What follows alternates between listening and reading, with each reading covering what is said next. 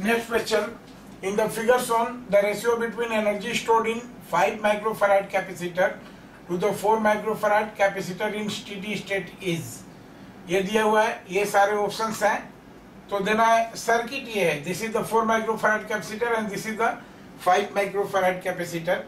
अब देखिए, अगर सर्किट को हम थोड़ा सा स्टडी करें तो 12 वोल्ट वाली बैटरी से ये चार्ज होगा. ये देखिए स्टेडी स्टेट की बात है. ये जो प्रॉब्लम है स्टेडी स्टेट, क्योंकि ट्रांसिएंट स्टेट की कोई बात ही नहीं है. तो स्टेडी स्टेट में क्या होगा, देखिए यहाँ से कि यहाँ से करंट जाएगी इस 5 ओम रेजिस्टेंस से, देन ये तो ब्लॉक कर देगा, it will come down, then 4 ohm resistance से, और फिर ये सर्किट पूरा करेगी. इसलिए सर्किट में करंट फ्लो करेगी.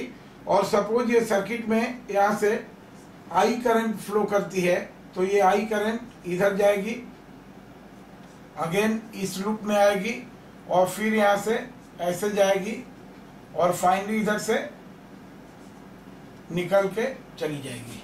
राइट, ये आई करंट. तो अगर आई का हम वैल्यू कैलकुलेट करें तो I will be equal to how much, total potential that is 12 volt divided by total resistance. देखिए ये 5 इस कनेक्टिंग वायर का रेजिस्टेंस 0 है, और ये 4, तो 5 + 4 9 ओम. तो this will be equal to how much, 3 4 या 12 and 3 3 जा, तो this will be 4/3 ampere. Current will be equal to 4 ampere. अब देखिए, मान लीजिए कि यहाँ का हम पोटेंशियल ड्रॉप लेते हैं कि 4 माइक्रोफैराड के क्रॉस पोटेंशियल ड्रॉप है V1, और 5 माइक्रोफैराड के क्रॉस पोटेंशियल ड्रॉप है V2. राइट. तो अब देखिए, इसको हम अगर लूप नंबर 1 लेते हैं, लूप नंबर 1 में किरचॉफ्स लॉ अप्लाई करेंगे तो क्या हो जाएगा. ये देखिए, ये V1 will be equal to, देखिए V1, और V1 को हम लोग ये कर सकते हैं कि this V1 will be equal to V1. अब ये देखिए करंट डायरेक्शन में क्या हो जाएगा, -5I. यहाँ से हम लेते हैं पोटेंशियल अक्रॉस दिस -5I, और इस वायर के क्रॉस पोटेंशियल ड्रॉप क्या है 0 इज इक्वल टू 0. तो यहाँ से हमारा क्या हो जाएगा, this will give V1 is equal to 5I which is equal to कितना हो जाएगा, 5 × 4/3 which is equal to 20/3 volt. Right. Similarly अगर V2 की बात करेंगे तो V2 किसके बराबर होगा, देखिए यहाँ ड्रॉप नहीं होगा, 4I के बराबर होगा. Similarly, V2 is equal to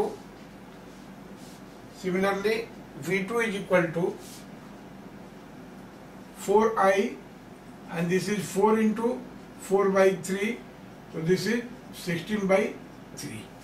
right.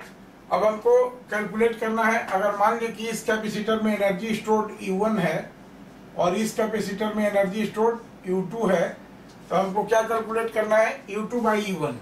Therefore U2 divided by U1 will be equal to half CV square, half CV square. तो ये कितना हो जाएगा, हाफ 4 × V स्क्वायर. ये माइक्रोफैराड में है, देखिए ध्यान रहे, तो माइक्रोफैराड नीचे भी आएगा. V1 इज U2 है, तो U2 क्या हो जाएगा, दिस इज 16/3. देखिए यहाँ से U2 है तो हाफ V2, it is 5, तो it is 5 × V2. ठीक है, V2 इज इक्वल टू 16/3, तो दिस इज 16/3 का होल स्क्वायर.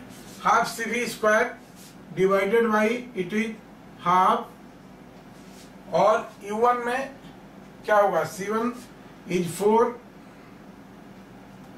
× 4 × ये देखिए V1 का वैल्यू कितना है, V1 इज 20/3, तो दिस इज 20/3 का whole square. This will be equal to, अब देखिए यहाँ पर जो जिससे कटे, ये देखिए ये हाफ से हाफ कट गया. राइट. और देखिए 3 स्क्वायर है, तो 3 स्क्वायर से 3 स्क्वायर कट गया. तो हमारे पास बचा क्या, हमारे पास क्या बचा, दिस इज 5, यहाँ पर 5 बचा, into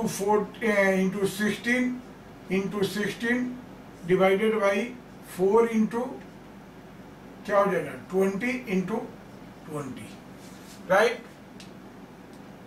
तो अगर इसको हम कटा दें, 4 से कटा दें तो 4 4 जा 16 एंड 4 5 जा 20।